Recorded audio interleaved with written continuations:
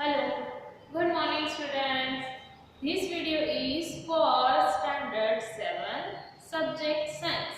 In this video lecture we will study about our lesson number 12 reproduction in plants.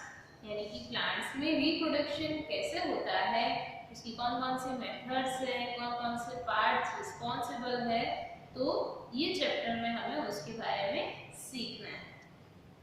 The production of new individuals from their parents is known as reproduction. First of all, what is reproduction? Reproduction क्या होता है? The production of new offspring, यानी कि नए living organisms अपने parent से produce होते हैं, उसे क्या बोला जाता है? रिप्रोडक्शन। Modes of reproduction. अब देखो यहाँ पर हमें किसके बारे में, कौन से लिविंग ऑर्गेनिज्म के बारे में पढ़ना है? प्लांट्स के बारे में। तो प्लांट्स में ये जो रिप्रोडक्शन होता है वो अलग अलग मेथड से होता है, जिसे हम क्या बोलते हैं? Modes of reproduction. Most plants have roots, stems and leaves. सभी जो प्लांट है उसमें ये तीनों पार्ट्स होते हैं। These are called the vegetative parts of a plant. Which parts? Roots, leaves and stem are the vegetative parts of a plant. After a certain period of growth, most plants bear flowers. कुछ बड़े हो जाने के बाद plants में क्या लगते हैं? फ्लावर्स लगते हैं। You may have seen the mango trees flowering in spring. It is these flowers that give rise to juicy mango fruit we enjoy in summer. तो मैंगो ट्री में क्या होता है? स्प्रिंग की मौसम होती है, स्प्रिंग की सीजन, तब उसमें फ्लावर्स लगते हैं और धीरे धीरे ग्रो होके वो क्या बनते हैं? जूसी मैंगोस बनते हैं। यानी वो कौन सा पार्ट है? वो है fruit. We eat the fruits and usually discard the seeds. Mostly हम क्या करते हैं? फ्रूट्स को खाते हैं, उसके जो सीड्स है उसको फेंक देते हैं या तो निकाल देते हैं।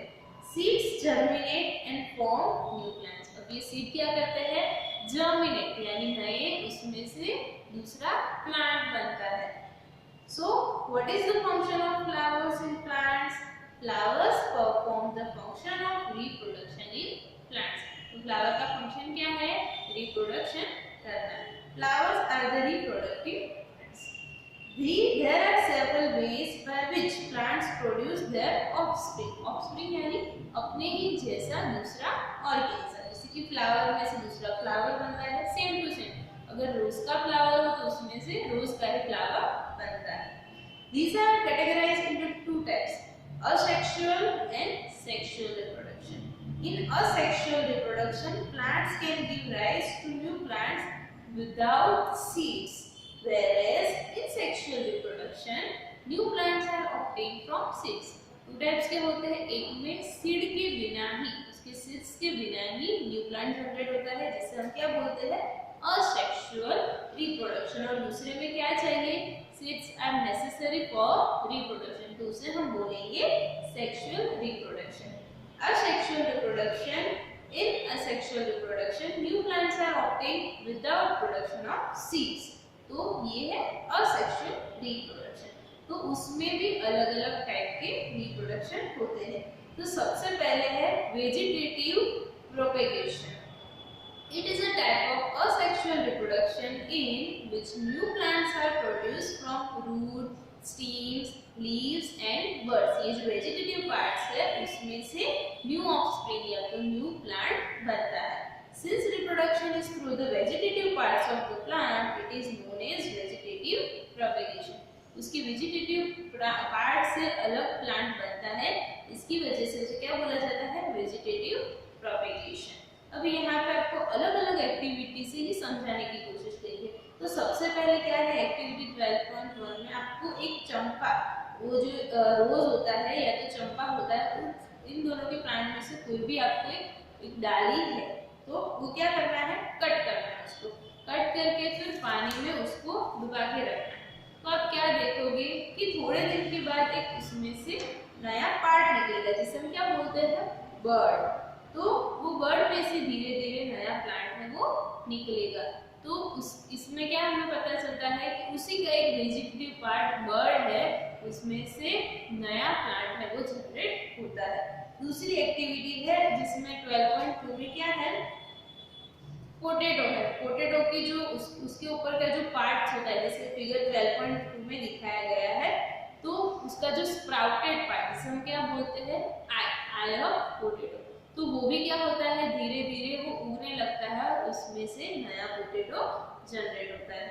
और यहाँ पे दूसरा भी आपको एग्जांपल दिया है, ब्राइकोलाइन स्प्राउट लीफ प्लांट और जिंजर, टर्मरिक, ये सब में भी क्या होता है, सेम टू सेम प्रोसेस होती है। अगर आप उसे कट करके स्मॉल पोर्शन में कट करके आपको अगर वो जमीन में उसको बरी करोगे यानी कि डाल दोगे, तो वो उसमें से नया प्लांट बन जाएगा, आपको दूसरा कुछ करने की जरूरत नहीं पड़ेगी। Roots of some plants can also give rise to new plants. ये तो क्या था, बर्ड था या तो लिखा हुआ था। अभी आप जो रूट है वो भी उसमें से भी नया प्लांट जनरेट हो सकता है। Sweet potato and dahlia are examples. Plants such as cacti produce new plants when their parts get detached from the main plant body. Each detached part can grow into a new plant. जो cacti plant होता है उसमें क्या होता है, उसके कुछ part detach यानी उससे से निकल जाते हैं और जहाँ पे वो गिरते हैं वहाँ फिर से वो नया प्लांट बनाते हैं। Plants produced by vegetative propagation take less time to grow and bear flowers and fruits earlier than those produced from seeds. जो वेजिटेटिव प्रोपोगेशन से नए प्लांट बनते हैं वो बहुत ही जल्दी उग जाते हैं और जल्दी ही उनमें फ्रूट और फ्लावर लगते हैं। The new plants are exact copies of the parent plant as they are produced from a single parent. यानी उसका जो पेरेंट है, जैसे कि पोटैटो में से दूसरा पोटैटो बनाया हुआ है, तो वो बिल्कुल सेम उसके जैसा ही लगेगा। सारी उसकी कैरेक्टरिस्टिक, उसका टेस्ट, कलर सभी सेम होगा। और यहाँ पे क्या बोला गया है, as they are produced from a single parent, यानी सिंगल पेरेंट है, एक ही उसमें से बना। अभी जब सेक्शुअल रिप्रोडक्शन होगा तब आपको समझ में आएगा। अभी दो टाइप के होते हैं, एक तो सिंगल पेरेंट होता है या तो फिर दो प्लांट से मिलकर कोई नया प्लांट बनता है, तो उसमें टू पेरेंट्स इन्वॉल्व होते हैं। यहाँ पे सिर्फ एक ही पेरेंट है तो इसीलिए वो सेम टू सेम उसके जैसा ही लगेगा। Later in this chapter we will learn that plants produced by sexual reproduction have characters of both the parents. Plants produce seeds as a result of sexual reproduction. Now second है budding. अभी हमने देखा वो क्या था, vegetative propagation. Now budding. Budding में क्या होता है, अभी इसको यीस्ट की एग्जांपल के थ्रू में समझाया गया है। You have already learned that about the teeny organisms like yeast can be seen only under a microscope. क्यों? क्योंकि वो one cell है, उसमें सिर्फ एक ही सेल होता है। This grow and multiply every few hours if sufficient nutrients are made available to them. Remember that yeast is a single cell organism. Let us see how they produce. यानी कि थोड़े time में अगर उसको nutrients मिलता जाए तो थोड़े टाइम में वो बढ़ के ज्यादा, एक से ज्यादा यीस्ट बन जाती है। तो यहाँ पर आपको एक्टिविटी 12.3 दी गई है जिसमें क्या करना है कि यीस्ट केक या तो यीस्ट पाउडर आपको बेकरी से लेना है, फिर उसको वाटर में डालना है यानी पानी में भिगोना, थोड़े टाइम के लिए रखना है और add a spoonful of sugar and shake to dissolve it. जो शक्कर है उसे मिला के उसे डिसॉल्व कर देना है, थोड़े टाइम के लिए रख देना है।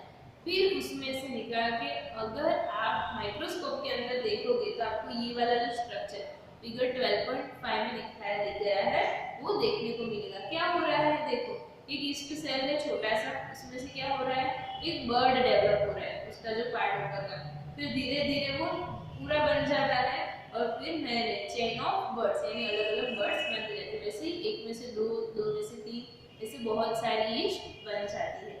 The small bulb-like projection coming out from the yeast is called a bud. The bud gradually grows and gets detached from the parent cell and forms a new yeast cell. यानी जब वो बड़ा बन जाता है तो वो डिटेच हो जाता है यानी उसमें से निकल जाता है और नया प्लांट यानी कि नई यीस्ट बन जाती है। The new yeast cell grows, matures and produces more yeast cells. Sometimes another bud arises from the bud forming a chain of buds. If this process continues, a large number of yeast cells are produced in short time. यानी कि एक में से दूसरी, दूसरी में से तीसरी बहुत सारी यीस्ट ऐसे बन सकती है अगर उसको कंटिन्यूअसली न्यूट्रिएंट्स मिलता रहे तो ये क्या था, budding in reproduction of plants. Now third है फ्रेगमेंटेशन। अब फ्रेगमेंटेशन में क्या होता है, you might have seen slimy green patches in pots.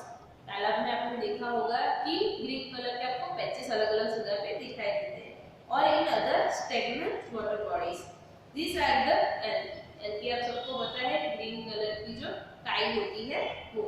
When water and nutrients are available, algae grow and multiply rapidly by fragmentation. उसका जो rapidly grow करती है, तो जो ग्रोथ की प्रोसेस होती है उसे हम क्या बोलते हैं, fermentation. An algae breaks up into 2 or more fragments, यानी कि वो कैसे होता है कि एल्गी जो होती है, जैसे यहाँ पे फिगर 12.6 में भी दिखाया है, एक एल्गी है कट होती है तो डिवाइड होकर उसके 2 पार्ट्स बनते हैं, और जो दोनों पार्ट्स है वो अपनी अपनी तरह से ग्रो करते हैं, यानी एक में से 2, फिर 2 में से 4, 4 में से 8, इससे एल्गी ग्रो करती जाती है और नई नई एल्गी बनती रहती है। एल्गी ब्रेक्स अप यानी टूट जाती है 2 हिस्सों में, और फिर these fragments or pieces grow into new individuals. This process continues and they cover a large area in a short period of time. यानी एक दिन पूरा तालाब खाली होगा और धीरे धीरे अगर एक एल्गी उसमें प्रोड्यूस हुई तो बनते बनते पूरा तालाब वो एल्गी से भर जाएगा। Spore formation. अब तीसरी जो प्रोसेस है और सेक्सुअल रिप्रोडक्शन की, तो उसका जो उसकी जो एक मेथड है वो है स्पोर फॉर्मेशन। स्पोर यानी क्या होता है, जो छोटे छोटे रचकण जैसे बीज होते हैं उसे क्या बोलते हैं, spore. In chapter 1 you learn that the fungi on a bread piece grow from spores which are present in the air, जो हवा में उड़ते रहते हैं।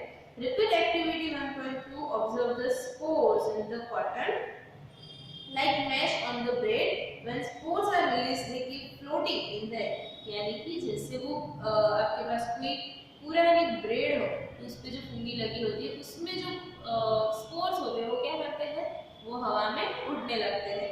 As they are very light they can cover long distance, यानी अलग अलग जगह पे पहुंच जाते हैं। Spores are asexual reproductive heart protective pot to withstand unfavorable conditions such as high temperature and low humidity। कैसा भी टेम्परेचर हो, ह्यूमिडिटी लो हो, फिर भी वो सर्वाइव कर लेते हैं। So they can survive for a long time, यानी लंबे टाइम तक वो सर्वाइव करते हैं। Under favorable condition, a spore germinates and develops into a new individual. Plants such as moss and ferns also reproduce by means of spores, यानी कि जो moss होती है या तो फर्न है वो ऐसे ही प्रोड्यूस होते हैं और लंबे टाइम तक वहाँ पे सर्वाइव कर पाते हैं। Now ये था हमारा asexual production। asexual reproduction of plants, इसमें हमने कौन कौन से देखे, जो फर्स्ट है वो वेजिटेटिव प्रोपगेशन, देन सेकंड था वो बर्डिंग, थर्ड फ्रेगमेंटेशन, और फोर्थ क्या था, spore formation. Now sexual reproduction. अब सेक्सुअल रिप्रोडक्शन क्या था, जिसमें सीड्स नेसेसरी है और उसमें 2 पेरेंट्स इन्वॉल्व होते हैं। You have learned earlier the structure of a flower. You know that the flowers are the reproductive parts of a plant.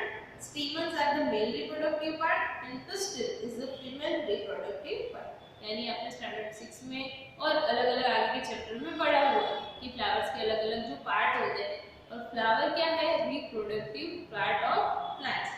तो यहाँ पे आपको फिगर 12.9 और 12.10 में समझाया गया है, दिखाया गया है कौन से पार्ट को क्या बोलते हैं, जैसे कि एंथर क्या है, फिलामेंट क्या है, स्टिग्मा, स्टाइल, ओवेली, ओवी, ये सारे प्लांट के अलग-अलग पार्ट्स हैं फ्लावर के। तो flowers which contain either only pistil or only stamens are called unisexual flowers। अब देखो यूनिसेक्सुअल फ्लावर क्या है, जिसमें या तो पिस्टिल है, या तो सिर्फ स्टेमन है, या तो सिर्फ मेल पार्ट है, या तो सिर्फ फीमेल पार्ट है, तो उसे हम क्या बोलते हैं, unisexual flowers. Flowers which contain both stamens and pistil, यानी एक ही फ्लावर में स्टेमन्स भी है और पिस्टिल भी है, तो उसे हम क्या बोलेंगे, bisexual flowers. Corn, papaya and cucumber produce unisexual flowers, whereas mustard, rose and petunia have bisexual flowers. Both male and female unisexual flowers may be present in the same plant or in different plants। यानी कि एक plant में ही दोनों हो सकते हैं या तो दोनों अलग अलग प्लांट में हो सकते हैं। Would you identify the anther and the filament of the stamen? तो 12.9 की ये जो फिगर है उसमें दिया गया है। Anther contains pollen grains which produce male gametes. अगर आपने कभी फ्लावर है उसको अगर आप उसको तोड़ोगे तो उसमें से छोटे छोटे छोटे जो स्पोर्स जैसे रचकन दिखाई देंगे तो उसमें क्या बोलते हैं पोल। तो पोलन ग्रेन्स होते हैं। तो वो पोलन ग्रेन्स क्या करते हैं which produce male gametes. Male gametes बनाते हैं। A pistil consists of stigma, style and ovary. जो pistil यानी कि फीमेल रिप्रोडक्टिव ऑर्गन है इसमें कौन कौन होता है स्टिग्मा, स्टाइल एंड ओवरी। अब क्या होता है ओवरी कंटेन्स वन और मोर ओव्यूल्स। तो ओवरी में ओव्यूल्स होते हैं। The female gamete or the egg is formed in an ovule. In sexual reproduction, a male and a female gametes fuse to form a zygote. यानी एक flower में से दूसरे फ्लावर में जब फ्लावर में ही एक ही फ्लावर में या तो एक फ्लावर से दूसरे फ्लावर कौन कौन से पार्ट है दो पार्ट एक है स्टेमन और दूसरा है पिस्टल। तो स्टेमन में क्या होता है पोलन ग्रेन्स होते हैं। तो वो पोलन ग्रेन्स उनके कहाँ पे जाते हैं जो फीमेल पार्ट यानी कि पिस्टल है वहाँ उसका जो ओव्यूल्स है या ओवेरी है उसमें वो फर्टिलाइज होते हैं जिसे हम क्या बोलते हैं ज़ाइगोट। अब पोलिनेशन क्या होता है generally pollen grains have a tough protective coat which prevents them from drying यानी कि वो ड्राइंग अप ना हो जाए उससे वो प्रोटेक्ट करते हैं। Since pollen grains are light they can be carried by wind. अब देखो बहुत ही ज्यादा लाइट होते हैं तो या तो हवा से और पानी से एक दूसरे में मतलब दूसरी जगह पे बह जाते हैं। Insects visit flowers and carry away pollen on their bodies. यानी इंसेक्ट एक प्लांट से दूसरे प्लांट पे जाते हैं तो उनकी बॉडी पे भी ये चिपक जाते हैं। Some of the pollen lands on the stigma of a flower of the same kind यानी कि कुछ है वो स्टिग्मा में जाके गिरते हैं। The transfer of pollen from the anther to the stigma of a flower is called pollination। तो ये जो pollination प्रोसेस है वो क्या होती है स्टिग्मा एंथर है उसमें से स्टिग्मा में पोलन ग्रेन्स जब पहुंचते हैं तो उस प्रोसेस को हम बोलते हैं pollination। If the pollen lands on the stigma of the same flower or another flower of the same plant, it is called self-pollination। Self-pollination में क्या होता है या तो एक ही फ्लावर में या तो उसी प्लांट के दूसरे फ्लावर में लेकिन प्लांट क्या होगा सेम होगा तो उसे हम क्या बोलेंगे self-pollination। If the pollen lands on the stigma of the same flower or another flower of the same plant, it is called self-pollination। When the pollen of a flower lands on the stigma of a flower of a different plant, अभी कोई दूसरे plant के different flower में जाके वो गिरता है तो उसे हम क्या बोलेंगे क्रॉस पॉलिनेशन। जैसे आपको फिगर 12.10 में दिखाया गया है ए में कि एक में क्या हो रहा है सेल्फ पॉलिनेशन हो रहा है और दूसरे में क्रॉस पॉलिनेशन हो रहा है। नाउ फर्टिलाइजेशन कैसे होता है अब देखो यहाँ पे फिगर 12.11 में आपको ए और बी फिगर दी गई है जैसे कि पोलन ग्रेन्स है वो क्या कर रहे हैं फिर दूसरे पोलन बी में पोलन ट्यूब में जाते हैं और ज़ाइगोट फॉर्मेट होता है। फर्टिलाइजेशन कैसे होता है the cell which results after fusion यानी कि दोनों जब मिलते हैं of the gametes is called a zygote यानी कि जो गेमेट्स है वो दोनों मिलके उनका फ्यूजन होता है और क्या बनता है ज़ाइगोट बनता है यानी छोटा सा फ्लावर बनता है। The process of fusion of male and female gametes to form a zygote is called fertilization। The zygote develops into an embryo यानी धीरे-धीरे वो क्या बनता है एम्ब्रियो बनता है। अब फ्रूट्स एंड सीड फॉर्मेशन कैसे होता है जैसे अब तो क्या बना अब तक वो ज़ाइगोट में से एम्ब्रियो बना अब बनता है वो फ्रूट्स एंड यानी ये सारे अलग अलग स्टेज है कि धीरे धीरे जैसे कि एक छोटा सा सीड होता है उसमें से इतना बड़ा फ्लावर या तो फ्रूट बनता है तो वो कौन सी प्रोसेस में पास होके बनता है। After fertilization the ovary grows into a fruit and other parts of the flower form यानी क्या होता है धीरे धीरे फ्रूट बनता है और फ्लावर के दूसरे जो पार्ट है वो गिर जाते हैं। The fruit is the ripened ovary. The seeds develop from the ovules. The seed contains an embryo enclosed in a protective seed coat. जैसे कि यहाँ पे आपको ऊपर दिखाया गया है सेक्शन ऑफ एन एप्पल, फिर आमंड। तो इसमें से क्या होता है, जो छोटा सीड होता है वो पूरा का पूरा प्रोटेक्टिव कवर में लिपटा हुआ होता है। The seed contains an embryo enclosed in a protective seed pod. Some fruits are fleshy and juicy, such as mango and orange. अब देखिए ये जो नए फ्रूट्स बन रहे हैं उसमें क्या हो रहा है, कुछ जो है वो फ्लेशी और जूसी होते हैं जैसे कि मैंगो ऑरेंज, और कुछ क्या होते हैं, some fruits are hard like almonds and walnuts. कुछ फ्रूट कैसे बनते हैं, आमंड्स या वॉलनट्स की तरह हार्ड होते हैं। Now seed dispersal. Seed dispersal यानी कि एक जगह से दूसरी जगह तक सीड कैसे पहुंचते हैं या तो गिरते हैं। In nature, same kind of plants grow at different places. This happens because seeds are dispersed to different plants. अब देखो अलग अलग जगह पे सेम प्लांट हो सकते हैं। अगर आप यहाँ पे रोज का प्लांट तो दूसरी जगह पे भी रोज का प्लांट हो सकता है। तो ये किसकी वजह से हो सकता है, सीड डिस्पर्सल की। Sometimes after a walk through a forest or a field or a park, you may have found seeds of fruits sticking to your clothes. कहीं पर क्या होता है, अगर आप गार्डन में या तो फॉरेस्ट में घूमने जाते हो तो कभी कभी जो सीड्स है वो हमारे कपड़े पे भी चिपक जाते हैं। Did you try to observe how these seeds were clinging to your clothes? यानी आपने कभी ऑब्जर्व किया है कि ये जो पार्ट्स है यानी कि ये जो सीड्स है आपकी कपड़े पे कैसे लग गए, कैसे चिपक गए। What do you think will happen if all seeds of a plant were to fall at the same place and grow there? अगर आप सोचो ऐसा होगा कि ये जो सीड्स है वो एक ही जगह पे गिरेंगे और वहां पे ही ग्रो करेंगे तो क्या होगा, there would be severe competition for sunlight, water, minerals and space. अगर एक ही जगह पे सारे सीड्स हैं हम उसको फर्मेंट करेंगे, वहां पे उसको उगाएंगे तो क्या होगा, सबको सनलाइट चाहिए, सबको वाटर चाहिए, तो सबको सफिशिएंट मैनर में नहीं मिल पाएगा। As a result, the seeds would not grow into healthy plants. यानी कि उसकी वजह से जो सीड्स है वो हेल्दी प्लांट्स में ग्रो नहीं कर पाएंगे। Plants benefit by seed dispersal. यानी कि प्लांट्स को सीड डिस्पर्सल से बेनिफिट मिलता है। It prevents competition between the plant and its own seedlings for sunlight, water and minerals. It also enables the plants to invade new habitats for wider distribution. उसकी वजह से क्या होता है, अलग अलग जगह पे अलग अलग फ्लावर्स है वो ग्रो करते हैं, तो प्लांट्स वो ग्रो करते हैं तो सबको सफिशिएंट मैनर में सनलाइट, वाटर और दूसरे मिनरल्स मिल जाते हैं।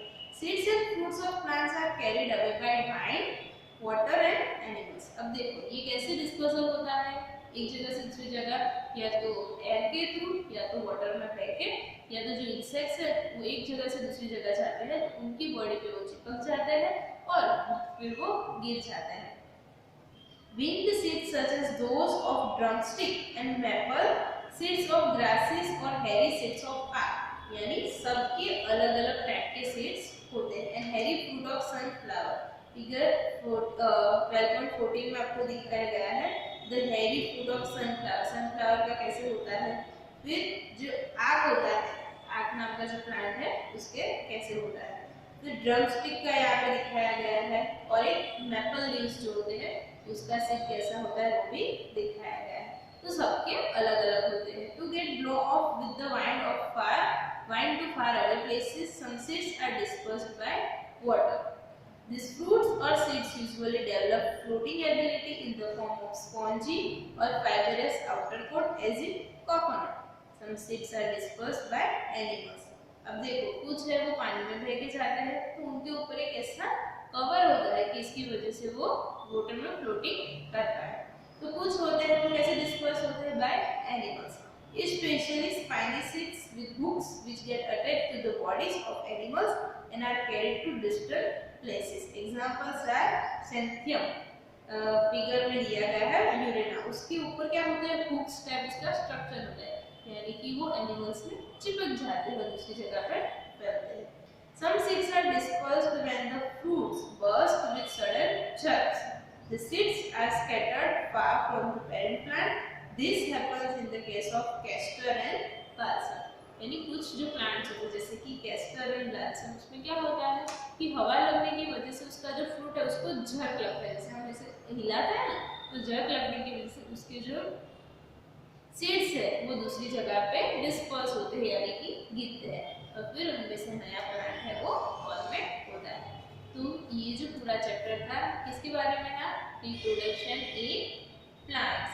तो इसमें हमने क्या सीखा? सबसे पहले तो रिप्रोडक्शन क्या होता है, रिप्रोडक्शन टू टाइप का होता है, asexual reproduction and sexual reproduction.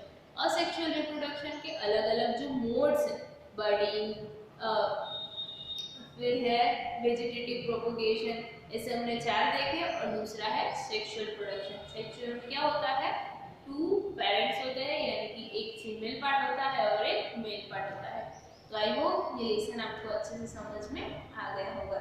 Thank you.